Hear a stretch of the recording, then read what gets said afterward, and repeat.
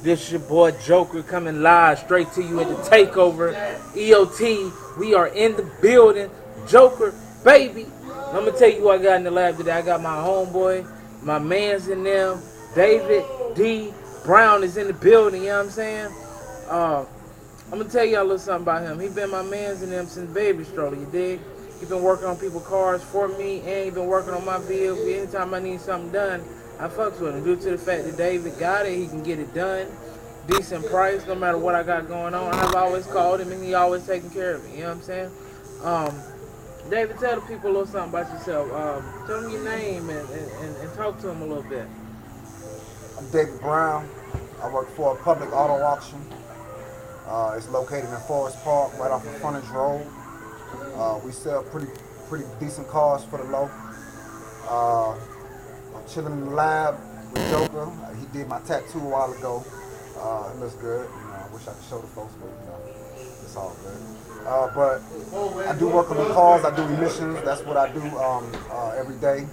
I do people's emissions and stuff. I basically change out whatever parts need to be changed and stuff like that. So, that's basically what I do. Let me tell y'all a little something about my man's and them. He been my man since baby stroller. Back in the day before I even knew what a car was and knew what a tattoo machine was, David been my man and them. We been in these streets the hard. You know what I'm saying? I'm down with this man like 4 flats on the Cadillac, you dig?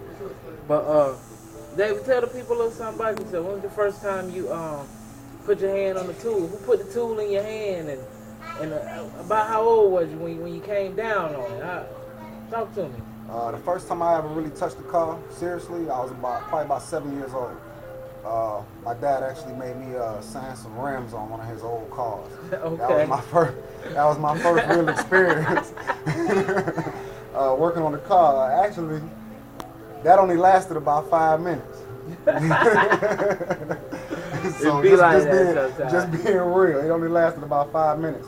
When I got a little bit older, I took a better interest in cars. When I went to high school, I enrolled into automotive technology classes and did auto body and stuff. So actually, I do both sides of the field. I do auto body and I do automotive. So I basically can pull out a dent, I can slap some Bondo on there, or I can turn some wrenches, either or. Okay. Well, David, talk to him. Tell him what type of cars you prefer to work on, and tell him what type of cars you don't work on, so they'll know a little bit more. You know what I'm saying? Well, basically, the kind of cars I do work on is pretty much everything American, foreign, as far as Japanese cars goes and stuff. The only foreign cars I do not like to really touch too much, unless it's something simple, is German cars. German cars are built differently with different types of tools that you have to work on them cars. And a lot of times the electronics can be a real serious problem. So if your German car problems are real serious, you might want to see a German car place, BMW or Mercedes or Audi or them type of cars. Those are some serious vehicles. But pretty much anything else, no problem. All right, David. Now let's talk to him. Right? Y'all know we on the south side. ATL, where I'm from. You know what I'm saying? All day, every day. I am South Atlanta. You dig? Yeah. But talk to the people. Tell them a little bit. If they got a problem with their vehicle, they in Roswell, Marietta, Potter Springs, if they on 75 on the highway somewhere, are you willing to travel, or what are the restraints of what you cannot do as far as traveling, if you're willing to go to them to take care of what they need you for? You know what I'm saying? Talk to them. Yeah, most definitely. I'm willing to travel. I come out and diagnose your vehicle, and tell you basically what's wrong with it. So if you choose to go with me and get it fixed, that's cool. If you don't choose to go with me and choose to get somebody else to fix it, that's cool also. I basically diagnose your vehicle and let you know what's wrong with it so you can get it fixed. It might even be something that you can fix yourself. If it is, I'll let you know. But that's just how cool I am with it. Okay. I'm here to help people, not really just take all your money. That's not how I work. All my prices are pretty cheap. An example of one of my prices, like I do front brakes for $30. You buy the brakes, I install them for $30. That's a basic example of what I do. I'm gonna tell y'all a little bit, right?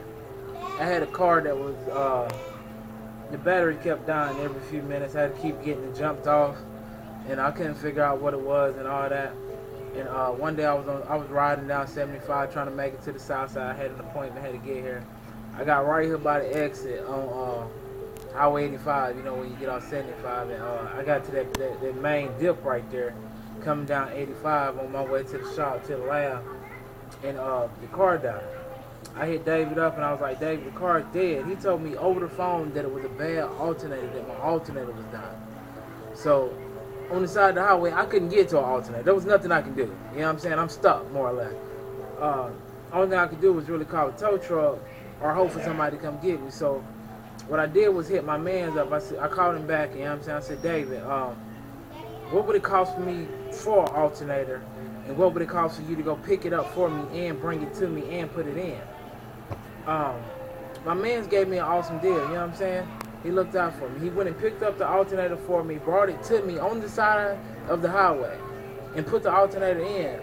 And David, I can't remember what you charged me, but tell him how much everything total cost me for you to go get the alternator, put it in on the side of the highway, and get me on the road within like 30, 45 minutes. So I was a little bit late for my appointment. But talk to him. Tell him what it cost me.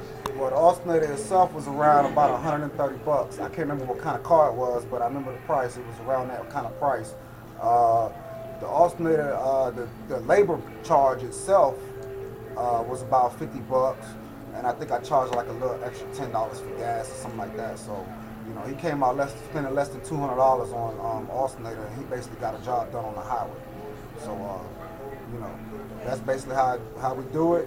Sometimes alternators can cost you $200. So, pretty much. I don't know if y'all did y'all math on that. All right, let's do the math, right? You go take your car to a mechanic shop, right? They're going to tell you off top, you have an alternator problem. So that's just them diagnosing your problem. That's $75 for them to diagnose your problem, right? He did that for me over the phone. And then for them to go get the alternator, to put it back in, I had to wait 24 hours for the alternator to be delivered. So if you was at a parts store, if you took your car to a mechanic, you got to wait 24 hours for the part to be delivered. And then once they put it in, they're going to tell you to come get it. But once they did that, you're looking at maybe $300-400. It's just for one part to be put on your car. David got me running for $200. You know what I'm saying? Less than $200. It was about $175. He hooked me up. He put me in there because it's my man and I love him to death. Talk to him, David. If they need to get in contact with you, what's the best way to find you? Are you on Facebook? If you're on Instagram, plug yourself, man. Tell them something. I don't do the Instagram thing, but I do have a Facebook. I do have a cell phone number you can call me. I also have you can always stop by the Forest Park public auto auction and holler at me. I'm there 6 days a week, from basically 10 a.m. to 5 or 10 a.m. to 12, 1 in the morning some days. But you know, I'm always around.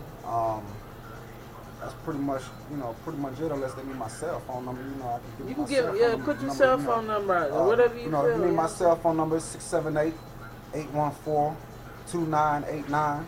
That's the direct line to hit me. Tell them again. Say it again. Say it slow this time. Once again, that number is 678-814-2989. And for y'all that didn't get it, 678-814-2989. And that's the direct line to get to me. If I don't answer the phone, just leave me a message, send me a text, and I'll get right back to you and let you know when I can come out and how I can do business with you. All right, David. Well, we got the info out there. We done plugged you. We chilling. We told them a little bit about you. Let's tell the people, what's the best time to reach you? When is the best time to call you to get their car worked on? Tell them something. The best time to call me is anytime during the day or the morning. If you leave a text message, that would be probably the best thing, because sometimes I miss the phone call. So if you leave a text message, I always got you, because I'm constantly checking my text. So if you leave a text message, that's the best thing. But you can call me pretty much anytime during the day, 9 to 5. It's all good. All right, DA. You my man, Jim, and I appreciate you coming through. Sure, dog. Showing a little love to the show, you know what I'm saying? I appreciate y'all for tuning in. You know, this is The Takeover, brought to you by Joker Baby. You gotta say the baby. You can't say the Joker without saying the baby. You know what I'm saying? Until next time, we out. If anybody else want to come on the show, hit us up. We do tattoos. We talk about it. We'll plug you in. We'll just let the people know a little bit about you if you want to get out there. This your man, Joker Baby, and I'm out.